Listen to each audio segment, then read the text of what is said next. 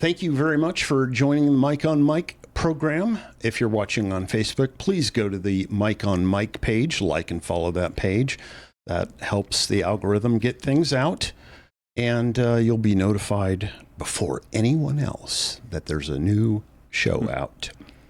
Joining me today, Seth Benham, City Councilor, Grants Pass City Councilor, and candidate for State Representative for District 3. District 3, yep. Yes. Mm-hmm. Yeah. So it's funny. We see a lot of people start in politics at local city council or something in the county or something like that, and that's the launching point. And so you're here. Why are you running for state rep? You kind of have to go back a little bit, I guess, to, just the last, 2 years or so when I kind of started. This is kind of what I tell everyone, right? I've been doing my business for 12 years. COVID happened. I was fairly engaged with the community, networking and things like that before COVID. And then I say COVID happened and, all that kind of went off the face of the earth for a while. So I kind of did the same for a little bit. And then, it was about a little over 2 years ago now, I went to this event and kind of volunteered to help start the Main Street Grants Pass program. So I was one of the original people. And what is that for people who don't know? Yeah. I'm not really that familiar with it. Yeah. So, Main Street Grants Pass, ultimately we're a nonprofit, but the whole premise of it is, an organization that is helping to revitalize downtown. We help put on events. We help small business owners downtown. We have a lot of things that are coming up. We just hired an executive director, which is huge for us. We have a board of, I think, 11 or 12 of us now. So we have a great board. And we've got a big event coming up this summer, Cruise the Rogue. So it's things like that, to really spur downtown specifically. We have a strict district, and that's one of our main focus. And we'll continue to grow from there. And Main Street is a nationwide kind of organization as well. So I kind of helped get into that, start that, and then about a year into that is when the council seat opened up in my ward, the one that I got appointed for. And I don't know if I ever knew I'd be in politics, but I maybe deep down was like, someday. I think it just happened faster than I kind of expected. But, I applied for that position, because when I kind of what I call re-entered society after COVID and came back to, help the community out how I could, because I've also been here my whole life, born and raised here. So, I have kids, wife, so I really care about the community. And I kind of told myself, all right, I'm gonna give it my all. I'm gonna try to do what I can, and whatever that looks like. And I'm also a person that, when a door opens, I'll usually try to go through it and see what happens. And so that's kind of what happened with council. Applied for it, and did the interview process, and ultimately got appointed. And I think getting on council has taught me a lot. It's like drinking through a fire hose, I would imagine, at any level, right? Yeah. And then you get into the political side of it, which I've always been political in the sense that I've voted. I'm a Republican. I've been a Republican for my entire life. Actually, in high school, I was the president of the Young Republican Club when it existed. I think that might have been the only time it existed. And so. But, when I graduated and started my company and was starting to do all that, I kind of just got away from local politics, I guess, in a sense. It was just focused on other things, other areas. So, getting on council really obviously brought me full circle back into the local political scene. And I've been doing that for the last year. We've seen a lot of turmoil. A lot of great things have happened too, but it's just, there's a lot, right? Yeah. It's funny how, you never hear about anything but the bad things that are going on. The social media is so great for that. You just, everything. And in reality, most people, the bad things are on the to-do list to take care of. You take care of that before you go, well, hey, these things are going right in my life. So, and I think that's just natural, right? The negative is kind of the thing people focus on. Sure.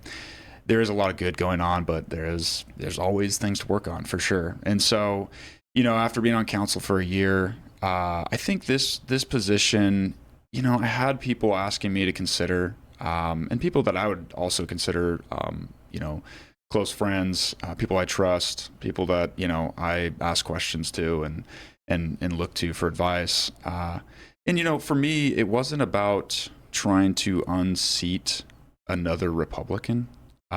Which I think there's people out there that see it that way. Like I'm somehow fighting against. Yeah, and that is an interesting thing. It's like, there's already a Republican in there. And when I go to Dwayne Yunker's page and I go to your page, I see really a lot of the same criteria, and I'm So what is the? There's obviously a bee in your bonnet here on this. Yeah, and I think this stems from just being on city council, for the last year or so, is just the approach. I think approach matters, and the way that you do things and the way that you approach people in conversations and disagreements. And I tell people all the time, I have nothing against Dwayne. I mean, I've met Dwayne. I know Dwayne a little bit, but not well. And so it's really it's not a personal thing. It's more of, I have a different idea of an approach in the way that I would do things and how I would approach, especially disagreements when it comes to, people on opposite sides of the table. I do think there's a way to. So like, give me an example of that. Well, just the classic Democrat versus Republican, battle that's especially always going on in Salem. Right. I know there's going to be instances, and there always is instances where, people are going to disagree and they'll never budge, right? I mean, sure. that's reality, right? Yeah. But I think there is a lot of times where, the way you approach it and the way that you treat people and even just respectfully listen to their viewpoint, even though you may not agree at all, right? I may sit there and know deep down, well, I'm probably never going to budge, right? But hopefully, if I can give them the time of day to just let it out, there may be a little chance, right? And again, there's always going to be topics. There's always going to be things that people will not. Well, I mean, I've seen videos of a few of the little spiel that he gives on the House floor there. And, I could see where some Democrats would have an objection to that.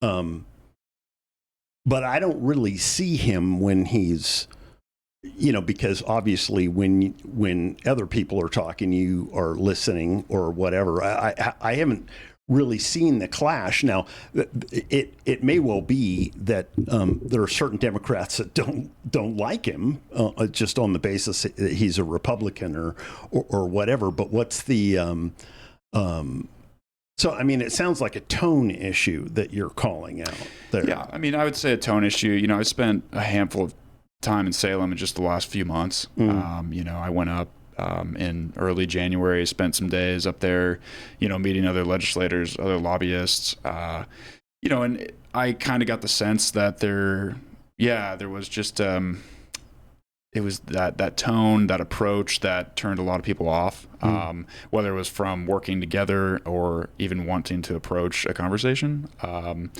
I think that's important. Again, I know that, you have to stand strong on values, right? And morals and what you believe. And that's what, I want to do too, right? I think I came into this, like I said, I think you have to go back, right? When I got on council, I was not, I don't know how to put it right. I was not involved in the local party as much as some people, right? And frankly, that was just because I was busy. I was doing life. I was doing a lot of other things. And so it really wasn't on purpose in a sense. I know a lot of those people, but I've never been, directly involved in the Republican Party. I've never been a PCP or anything like that. But yeah.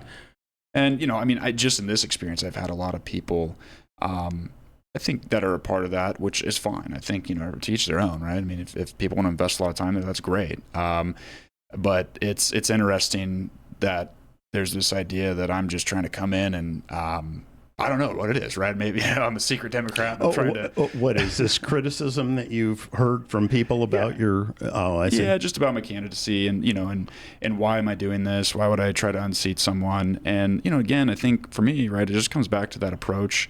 I think if we're Republican or conservative, we mostly share the same values. I will say that's the other thing too, is like, one Republican and another Republican doesn't mean that they're going to agree on every single topic, or at least, they'll mostly agree, but there could be slight variances there. So in terms of, his voting record by, accounts is pretty conservative, and so your objection is obviously not along those lines.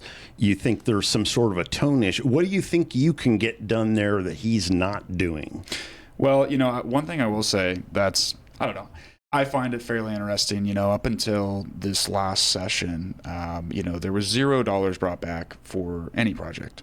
And there was some that was secured in the last session. I don't know. I find it a little bit coincidental, that when I started running, maybe then that's fine, right? Maybe it just changed the attitude and the approach. It fairly well could have. I have had a lot of conversations with people in Salem that, they'd reach out to me, frankly, during session and said, wow, you announced you're running and it's just like a different person up here right now, and maybe that's what it takes, and maybe ultimately that's the role I'm playing right now, is to change some opinions and minds, and things will continue on forward. We'll see. So, but listen, at my core, I'm sort of a person who I object to sending my money to Salem and then they give me a little bit of it back,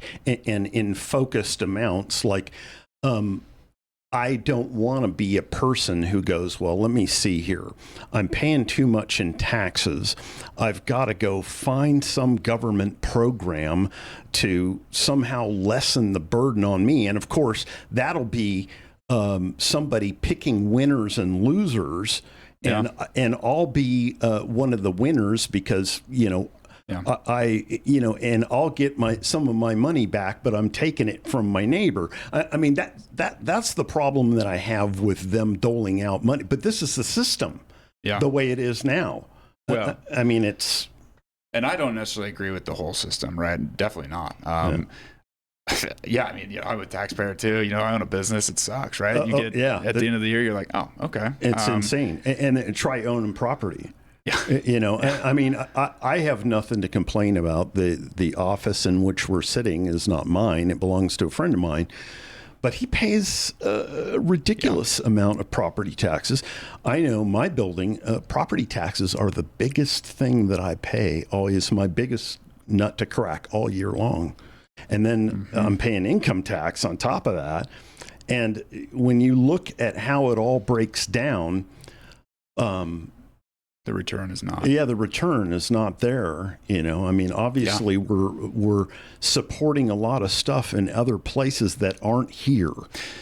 Yeah, right. And that's why I think you truly, every government from from city all the way up to state and federal, we need to audit it more, right? We need to spend more time. And when I got on council, right, there's that idea of like, let's run the government like a business, which I do think is partially possible. I think, especially when it comes to the budget, right? that's just numbers, right? And understanding how much you're putting out versus you're bringing in. And that's where, especially I think the Democrats, they just like to spend, right? They like to raise taxes. There's zero accountability on the other side of it all, right? They just don't turn a blind eye to the reality. And that's what we have to change, right? Ultimately, at that core level. Yeah, and this is going to be very frustrating. If you get in there, get ready to not get anything done, because that's the circumstance that you're in with a Democrat majority. You can't change any of whatever utopian ideas we have about how a government should be run. Can't be done. Yeah. Because, it's definitely not going to happen fast. Yeah. You basically have to flip the state, and I don't know how you do that. There are a few things possibly.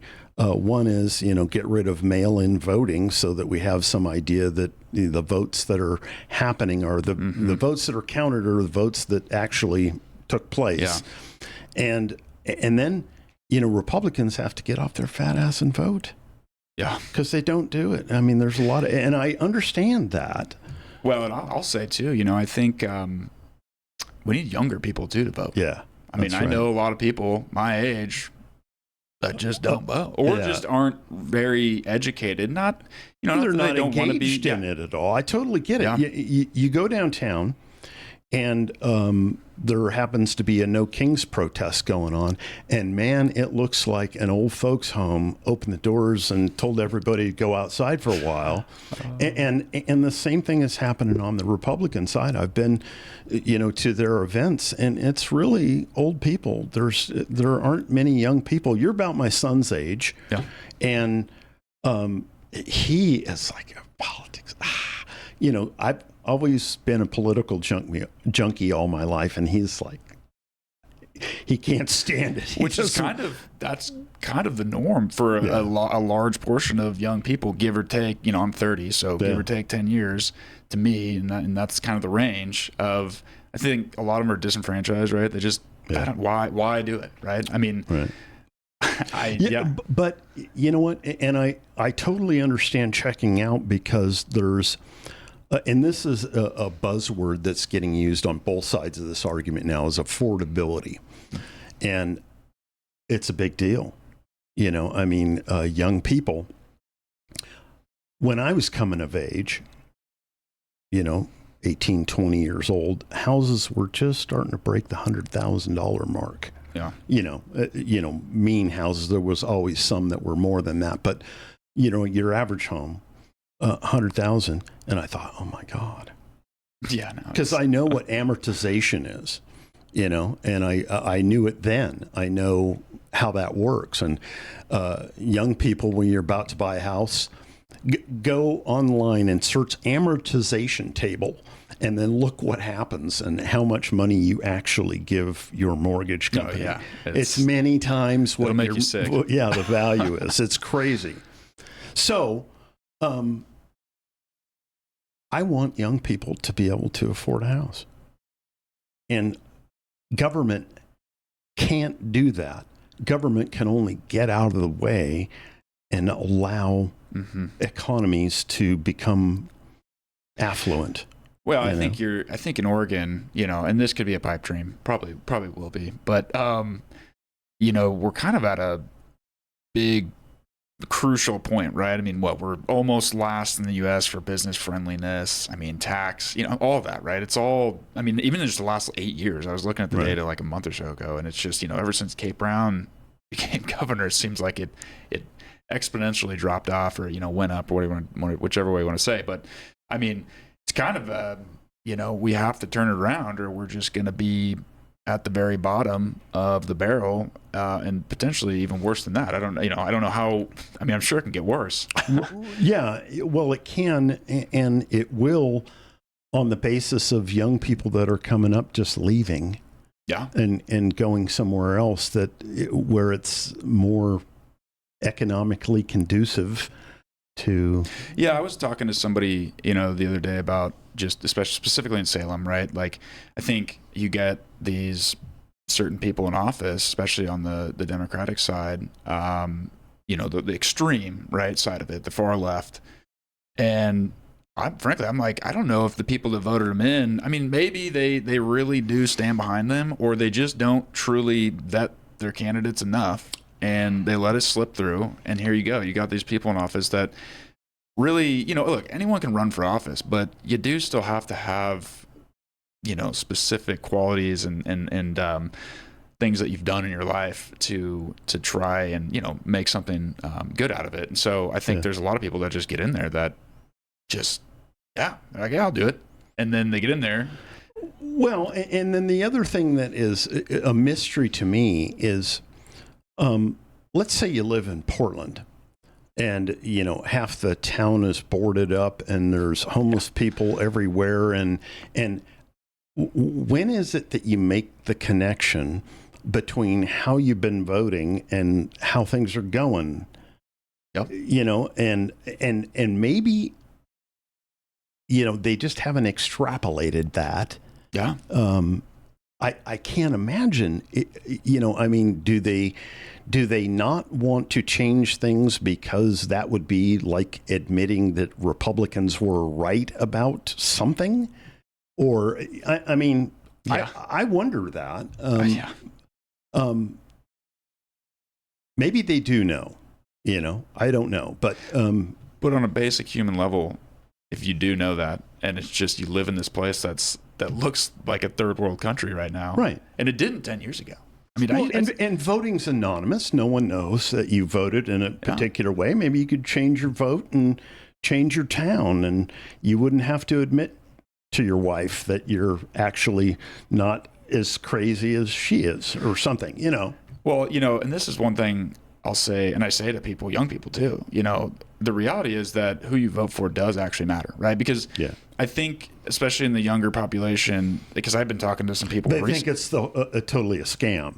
100%, yeah. There's people that say, well, I hate the government. I hate everything about it. I don't believe in it. It's like, well, whether you want to believe it or not, these people have power to make change. Yeah. Whether you like it or not, even on city council, right? There's 8 of us, but we could hypothetically change a ton of different things if we really wanted to, right? And so if you get people in there that just want to make changes that aren't really thought out, or they're being backed by someone or some group that is just forcing these things, I mean, it's going to happen. And so those people that say, well, I don't like the government, they've let me down. Sure. Okay. They've let us all down, but it's like steering a ship, you got to get the people in there. I mean, and it's a big ship to steer. Yeah, it is. And it takes a long time to turn. It's unfortunate that, we're at where we're at. I don't know what you do about it in the short term, but you obviously need people in the legislature that understand economics and have some idea of how to turn things around, have a better idea. I would have thought that the homeless issue would have been a much bigger driver on that topic, because on one side there's the we want to be charitable, we want to be empathetic towards people who are homeless, but I also don't want them stealing everything off my front porch and taking a crap on my sidewalk either. Yeah. So, well, I mean, what is it? It's called suicidal empathy, right? Where you're too empathetic to the point where it's really, it's deteriorating somebody's life so much, that, I mean, in this case, right? They could actually. And right. It's empathy for not necessarily the wrong people, but for getting to have some empathy for the victim in all of this. And, I mean, you sit on the city council, the couple that live right near the camp who are always in the city council every single time. And it's like, these people are pissed. And, if you don't live right next to that, you don't really know about them. But there's empathy for these people that in large quantity are drug addicted people. And even if they're not drug addicted, they're not bringing the town up. But here's people probably paying a large amount of taxes, for their home and whatever business that they're doing, income taxes and things like that. And all they want is what government is basically supposed to provide, safety, cleanup and running of the administrative duties of your city, and you can't get that out of them. So maybe having some empathy for those people, and you can balance it somewhere in the middle. You can find where that place is, but don't forget about those people. Oh yeah, I mean, because what's happening right now, especially on A Street, it shouldn't be reality. I mean, and I think if you're really, empathetic towards someone, I mean, that's not where you want to be. It's not. Yes, and you know what? I don't want to beat a dead horse too much here. people disagree about the quantity of drug addicts versus the unfortunate homeless people there. And some people say it's 80 or 90% drug addicts. And some people say, oh, it's only a small quantity of drug addicts. The unfortunate homeless, as I see it, would be people who, for just some reason, happen to be homeless and desire to be out of that and have a home and be productive members of society. But those type of people, and I've been in that situation myself, where, you know, I didn't know what I was going to do. Yeah. But I never thought, okay, I'm going to go steal from somebody. I'm going to go, you know, I'm just going to take a dump on the sidewalk because, you know, I can't find a public bathroom or something. It's different with people who don't care. Yeah. As opposed to people who do care. Yeah. Or people who are actively high or addicted or, you know, any of that. I mean, right. Yeah. Like, I mean, under the influence, I mean, that's going to cause a lot. So yeah, no, I mean, it's a huge issue. I mean, obviously that's basically what most of my time has been on city council. It's been the issue here in Grants Pass, you know, for the last couple of years anyway, and if not more. I got invited to a homeless kind of task force for Josephine County. This was, I don't know, 2 months ago I went. I think they have it every month. I was only able to make one, you know, and it was like all the governmental agencies, some of the other local nonprofits, all kind of in one room, which, you know, was like, okay, this is, at least they're trying to talk. But, you know, I was the only elected that was there that day and, or appointed, I will say, sorry. Yes. But, you know, they asked me, they're like, well, you're on city council, you know, you hear it all the time. And I'm like, yeah, I hear it. And I see it on Facebook. I see the comments. I see what people say. And they kind of were just like, we don't understand, you know, we're trying to help. And I think from that experience, you know, I just trying to read the room. I think most of the people that work as their job for some of these agencies or nonprofits, like they mean well, right? They want to help intuitively.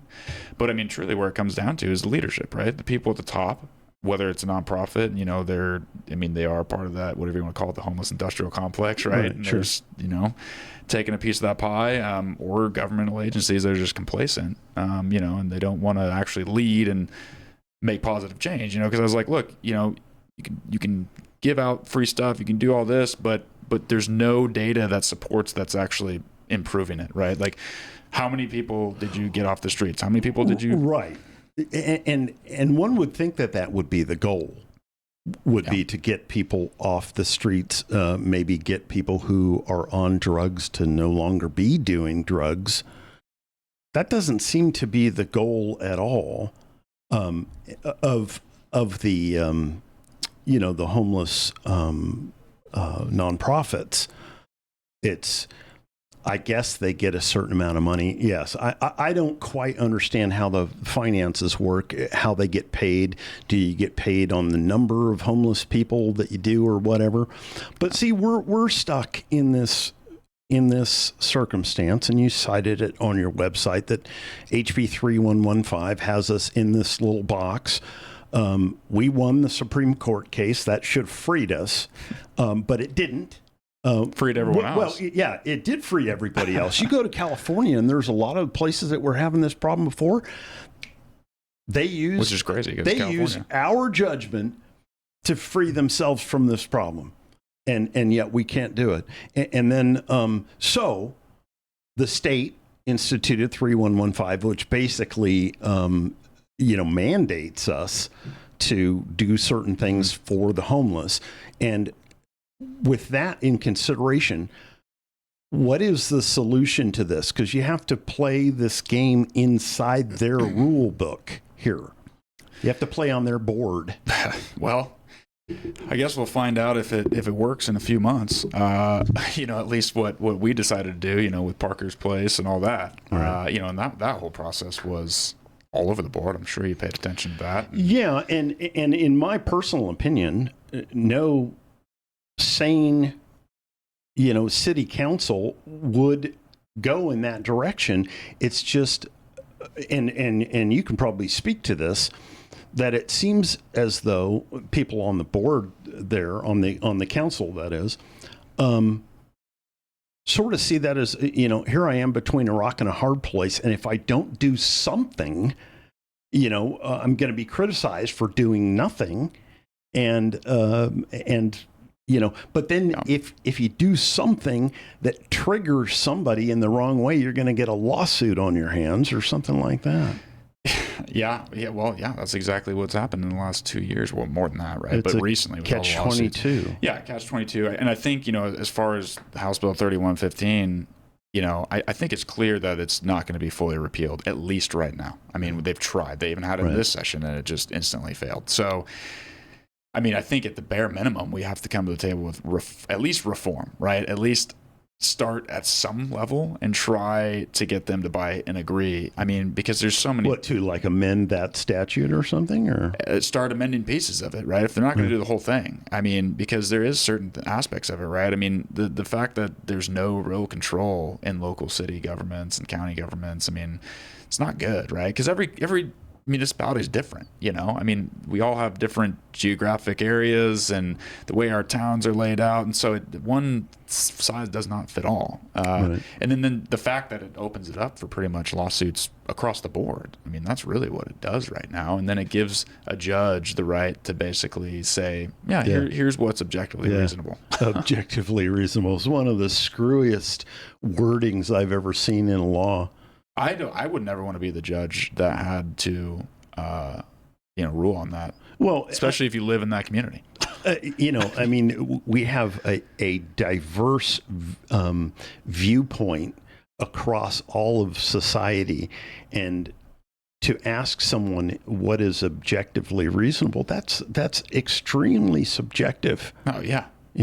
I mean, it's very difficult to pin something like that down. Well, and that's the thing that's so ironic, right? Is that they want you to define what objectively reasonable is, but it has to be with what they say, that's right? Because they have to agree that it's objectively reasonable. Well, you had a board here, you had a council that agreed that it was objectively reasonable, but the judge doesn't for some reason. And that has to do with what judge you get. Because I know, in the courts here, you could have the same case heard by two different judges and get two different opinions. Mm-hmm. So, and we got an opinion.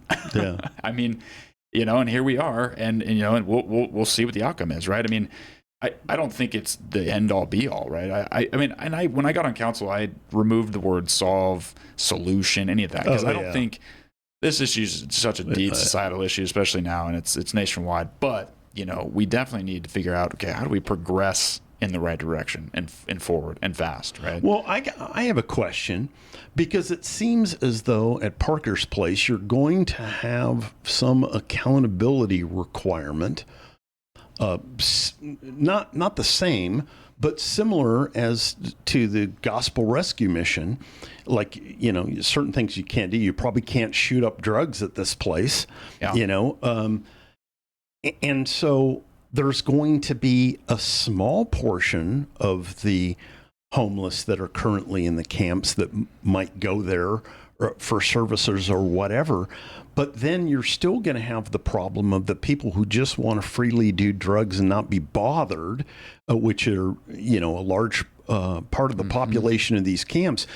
What are you going to do with those people? What are you going to be allowed to do with those people? Well, and this is part of the reason, we changed our code, back, I don't know, what, 6 months ago now, for the enforcement piece to follow similar to what Medford has. But we'll see, right? Because ultimately, then you face the whole revolving door issue, right? At the jail, right? The Senate Bill 48, where you take them in and then they just release them, right? Yeah. So then you got that issue. So it's going to be interesting, right? I mean, because this is 150 beds, right? And hypothetically, right? There's 150, it's full, and those people are getting help, and it's all going well. But there's more than 150. I think we all know that. Yeah, but here, let's just be real with one another right now. People who are doing drugs, like fentanyl, the addictive pull of that is so strong. If you're not compelling people into treatment, these people aren't going to go into a place that is not going to accommodate them in that well, aspect. This is the hard reality. I think, especially people, some people on the left have to realize it's like you have to really, at some point, you're going to have to put your hand, you're going to have to put the hammer down and just say, okay, no, we're doing this, right? Because we can try all these little things and, maybe they'll help incrementally. But yeah, I mean, drugs are powerful. I mean, I know people that have done them. I personally have not, thankfully. Good for you.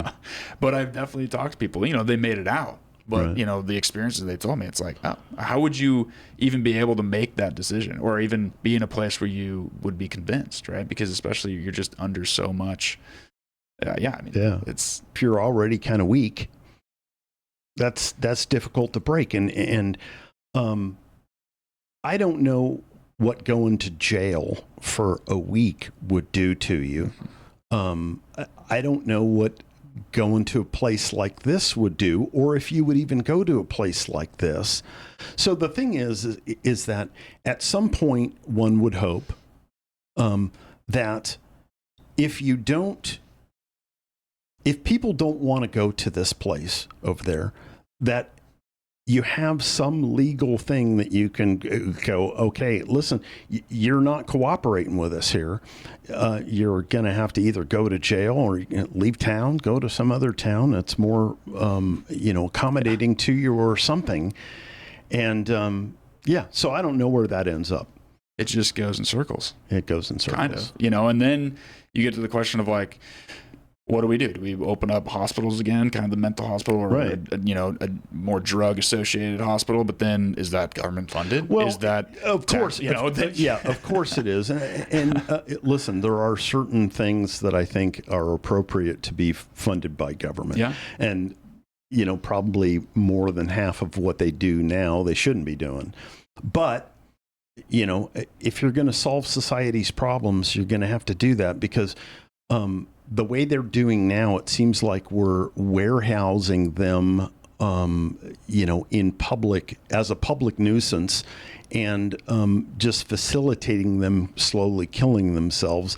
And, is that empathy? Is that, you feeling sorry for these people? It seems like this is or will become part of that essential services that the government will be expected to provide almost, right? I mean, because how else do you, I don't know. I mean, well, you could lower the population that is bringing this problem to the public by having compulsory treatment for some of these people, which means that, they're going to put you in some place and you're not going to be able to do drugs. Yeah. And we're going to get you off of these and see if you can recover and be a productive member of society again, which I would hope would be everyone's goal, but doesn't seem to be necessarily. Yeah, that's an interesting. It's almost going to take them to say, all right, the laws are you can force them to go.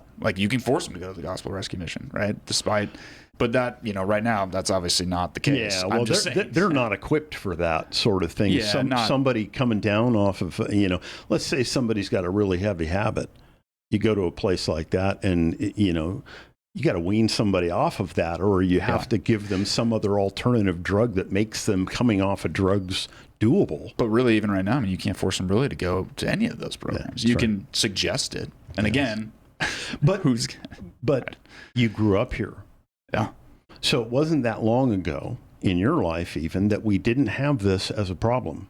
No, I mean, I tell people all the time, I lived out in Merlin when I was growing up. And I remember at that corner, there was always the standard homeless person with the sign, probably actually made money just from, getting change from cars. And they were always there. But they were an anomaly. Yeah. Not the rule.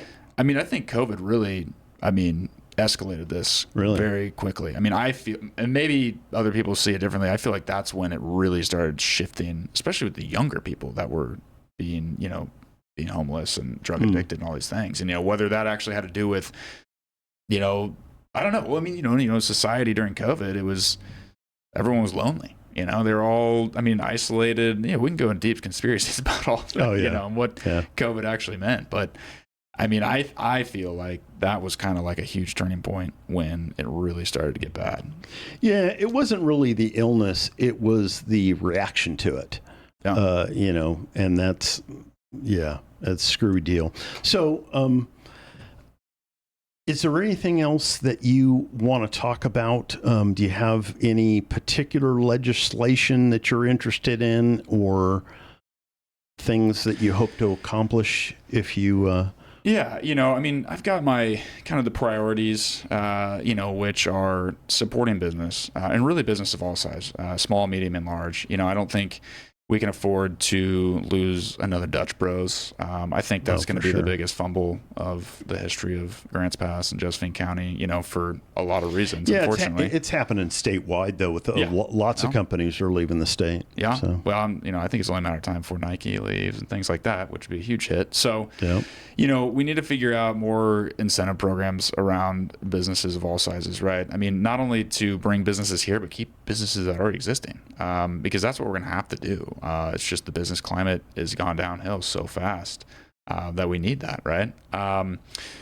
Or government should just get off their back to begin with, and then you wouldn't need a government program, because here's government doesn't fix things. They come up with and I mean incentives in terms of taxes, right? In terms of the money they're taking, but that's going to require people to actually audit a budget and say, we don't need this service, or we don't need this. We're overspending here. It's a waste of money. That doesn't happen in government typically. And that's a hard reality that we have to figure out. It is the problem. So, affordable housing in the sense of market rate housing, workforce housing. I think we have a lot of low-income housing going up. I'm still kind of unsure about how I feel about low-income housing. I know it's needed in certain aspects. Well, it depends on who goes into it and how well regulated that is. I have a very large low-income building that is going in right next to mine, and that could either go just fine or really badly. Mm-hmm. Yeah. But I was talking to a developer in town recently, and they said on average, roughly, they said every session, they add about $1,500 of new fees, regulations, whatever you want to call it, on top of the average home price. So it's like every year they're adding these regulations and this is where I go back to the people. There's certain people getting into office that just don't. I mean, they don't really think it through, right? They may think in that moment, I need to make a fix for this one issue, but then they don't really think about the effects broader than that. I say it all the time. People don't extrapolate. Yeah. And that is, you go, okay, here's action A, but that little ball bearing is going to hit another one and cause it to do this and that, and it'll branch out everywhere, and you don't know what the effects of that are going to be, but you should think about it, because when you're talking about economics, it's a ripple. Things are going to happen. Well, and this is the one thing I'll say. So back to the whole government should be ran like a business. I think in terms of financials, 100%, right? We need to audit. You need to make sure that you're actually, not overspending, not wasting, right? I mean, any business is going to do that. But as far as speed of government, because obviously at a business level, I can operate as fast or slow as I need, and scale. Right. But I've learned, it's just being on city council, right? I think certain decisions, or most decisions, need to be thought through, and that's going to take a while, right? And so when people say, and I'm not talking about like, approving development permits and things like that, right? There's already a process for that. But when it's something, especially brand new, that we're trying to come up with, you see it in Salem, right? I mean, I think this session I just heard this morning, they had roughly 300 bills in the short session. And then I think, the thousands for the long session. Yeah. And so it's like, that's all money. Yeah. Pretty much. I mean, it's like, you need to stop and slow down and really think these things through, like we said, like you said, because the cause and effect it can be very harmful for the majority of people. But there's a large portion of the people in this state that think that we need to give government more money, and they need to pass laws and things that take money from some people and give it to others, and so that's the battle. I think that, sane people coming to a budget and an understanding of what ought to be done, that could be done easily enough. But when you have such divergent viewpoints on this stuff, it's difficult to get done.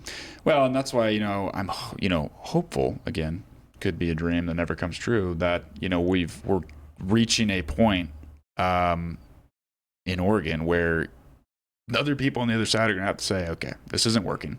I mean, because it's gotten so bad, right? Listen, it wouldn't be the first time that a state flipped, because there are plenty of states that were Republican or are now Democrat, or were Democrat at one time and are now Republican. It just happens. When you get tired of something long enough, So if they don't want it to flip, you'd think they would start coming to the table and being like, well, maybe. I don't think they see that as a realistic possibility here in Oregon right now. But like you said, if people got out and voted. Yeah, that's right. And speaking of voting, on May 19th, I believe it's the primary here, and you have an opportunity to vote for Seth Benham for House District 3. You have a chance to vote for all the great Republican candidates we've got. Yeah. Whoever you think fits you. And I would say, too, the deadline to register is April 28th. If you're not registered to vote, right, make sure you do that. That's coming up. That'll be here before you know it. And if you do prefer the Republican platform, at least even, if it's just here in Josephine County, you got to register as a Republican too. Make sure you change or check your status. And I mean, I think we know here, we've got a good base, but across Oregon, it's, mostly Portland, Salem, and Eugene. So, yeah. And then, last thing is, the biggest self in the room, which is House Bill 3115, and, trying to at least reform some of it if we can't repeal it right now. Yeah, well, I think if some of the other cities were dealing with what Grants Pass is, it seems like it's more here than it is in some other places. And, I remember, last spring I was at the League of Oregon Cities spring conference. I think it was in Coos Bay, and the CEO of League of Oregon Cities, I went to one of her sessions, and it was about House Bill 3115. They used Grants Pass as kind of the the example, of course. And I was actually amazed at how many people at that conference, had no issues in comparable to what we have, what we've been dealing with. But she said, just know that it's not a matter of if you get a lawsuit, it's a matter of when, right? And so I think that, for some of these municipalities where they were like, it's going to come to visit them here at some point. I just heard that, I think Pendleton, Oregon, is now or in the process of being sued due to House Bill 3115. So, so that's the thing, right? It's going to take, unfortunately, probably some time for other governments to go through this. Some people have to, look at things and go, I'm mad as hell and I'm not going to take it anymore. And, that may or may not happen. Hopefully we come to some sort of a conclusion on this, because, otherwise we're stuck with the compromise. Well, we have to get something figured out to where we at least stop the bleeding, or at least cut most of it off and then start to climb out of it, right? Because it's not going to happen overnight to fix it, right? It's going to take a while, especially now, with all the drugs and the addiction and mental health issues. But at this rate, there's no, there's nothing that's looking up. So we'll see. Again, I'm hopeful for what's happening over there, at least to get these camps closed. And then, you never know until you get on the other side of it. Really. Yeah. All right. Well, very nice to meet you, Seth Benham. I had not met him at all until he walked in the door here just a few minutes ago. It's been my dream to come on Mike on the Mic. Yeah, that's BS. Yeah, I appreciate it, though. Yeah, thank you very much.